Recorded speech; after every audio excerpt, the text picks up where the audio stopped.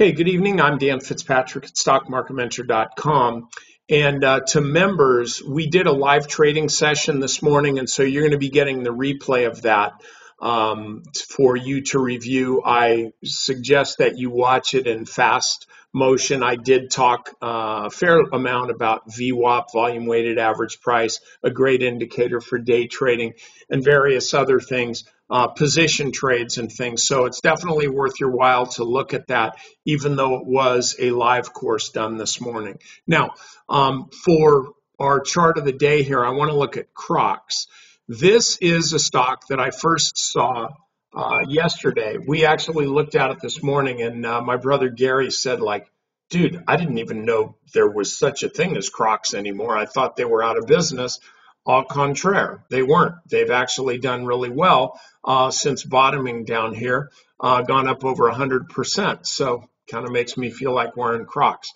But I was looking at this stock because it had popped way up here and then trailed off, like big gap, big move, gap up here, probably on earnings, up 16%, and then it just kind of fell lower before finally regaining its footing at the 50-day moving average. So I'm looking at this stock as still under buying pressure here. Pull back to the 50 brings out buyers. And so then the stock had been consolidating here. And then yesterday, when I saw the stock moving up here, I was really looking at 37 bucks as a line for the stock to break through, and that's actually where I bought it. You know, it'd be nice to say, hey, I got it here or I got it there. I really wasn't looking at it. I was not looking at Crocs. Couldn't care less about it.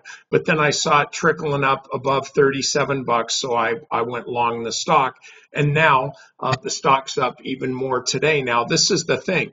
So it gapped up here in late October, and now it's back to test that level.